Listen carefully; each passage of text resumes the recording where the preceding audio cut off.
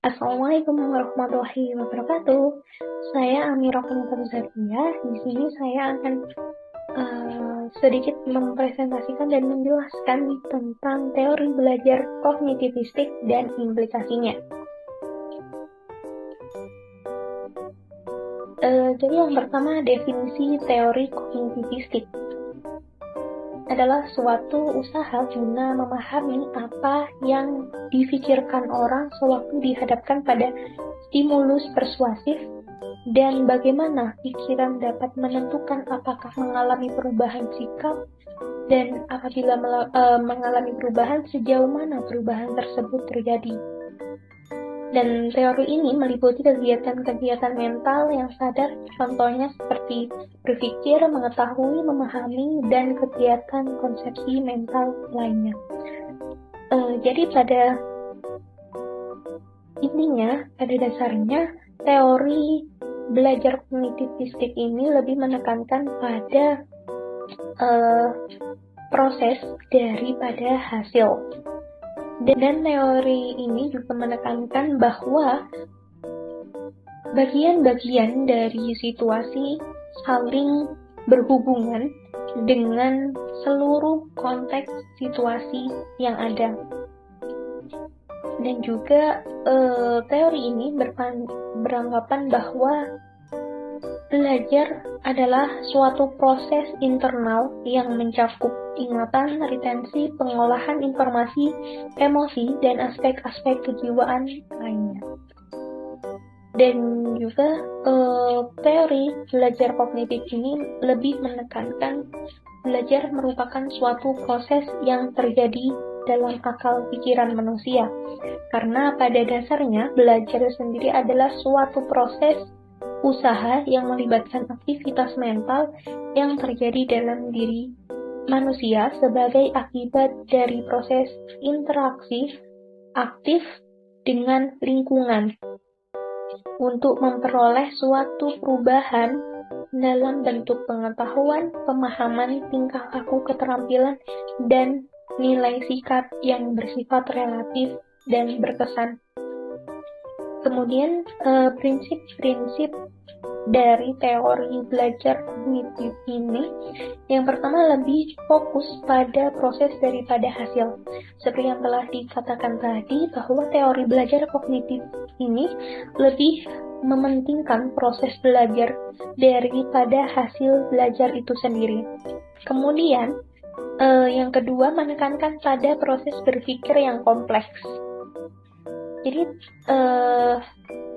teori ini lebih menaruh perhatiannya pada peristiwa-peristiwa internal dan belajar tidak sekedar melibatkan hubungan antara stimulus dan respons bagaimana dalam teori behaviorisme, namun lebih dari itu di mana belajar dengan teori kognitif ini melibatkan proses berpikir yang sangat kompleks.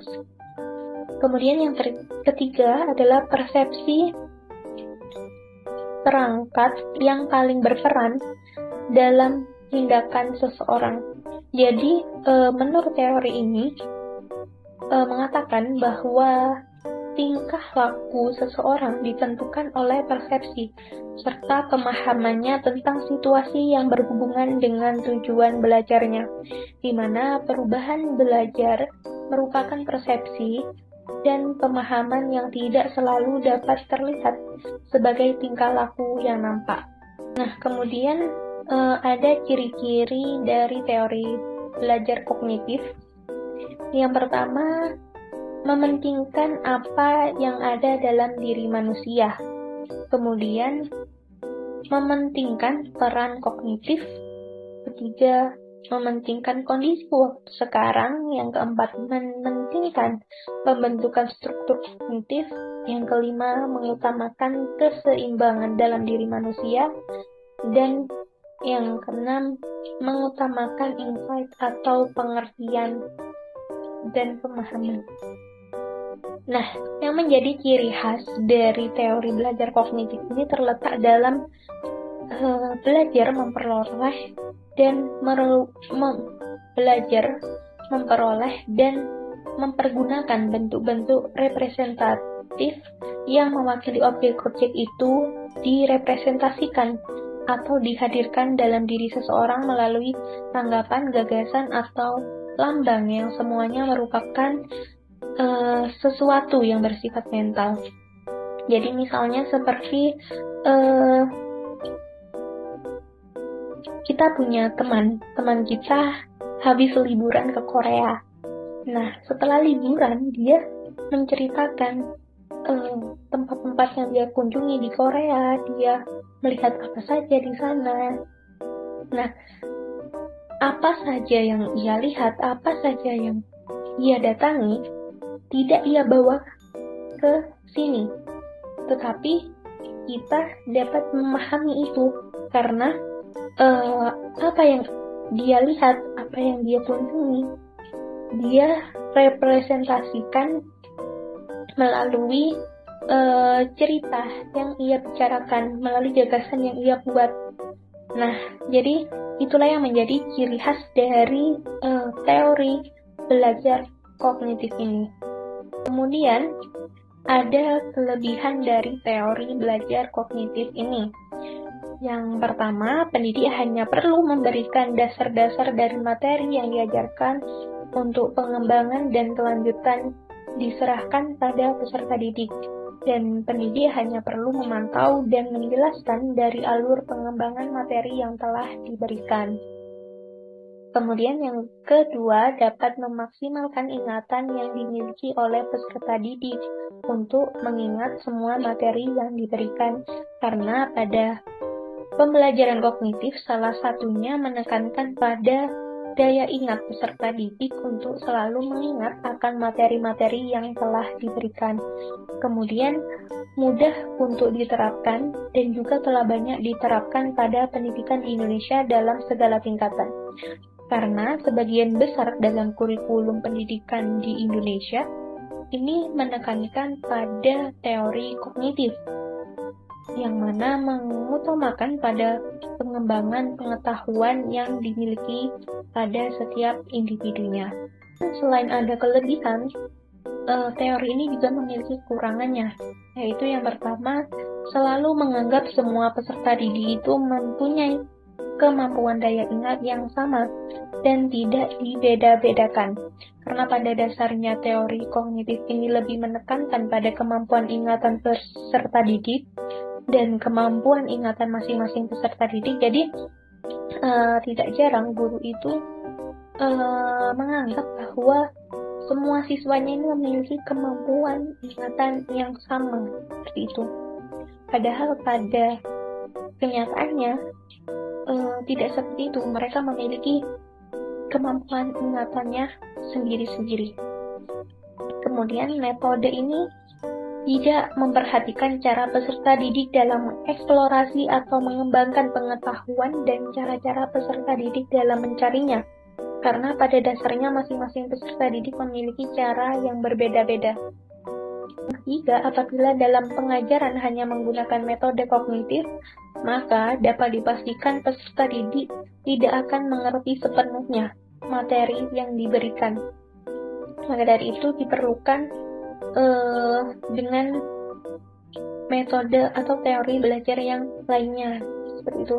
Dan kemudian yang keempat, dalam menerapkan metode pembelajaran kognitif perlu diperhatikan kemampuan peserta didik untuk mengembangkan suatu materi yang telah diterimanya.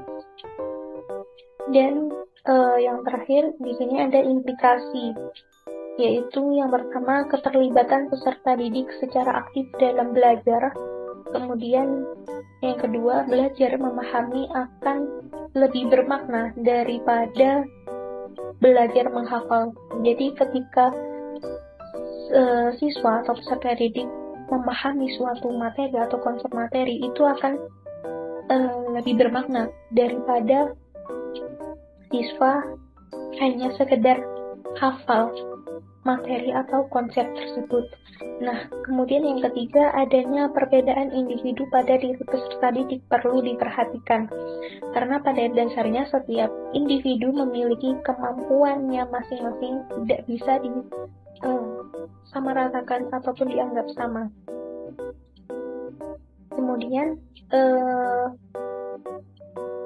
bisa dianggap sama sehingga bagaimana cara memperlakukan setiap individu harus memiliki caranya masing-masing, tidak bisa dipukul rata semuanya. Kemudian yang terakhir, peserta didik bukan sebagai orang dewasa yang muda dalam proses berpikirnya. Jadi peserta didik terlebih yang masih pada misalnya usia sekolah dasar seperti itu, proses dalam berpikirnya tidak bisa seperti orang dewasa, memerlukan proses dalam berpikirnya sehingga tidak bisa dituntut untuk instan atau langsung seperti itu, memerlukan proses. Sekian penjelasan saya tentang teori belajar kognitif ini. Kurang lebihnya saya mohon maaf. Terima kasih. Wassalamualaikum warahmatullahi wabarakatuh.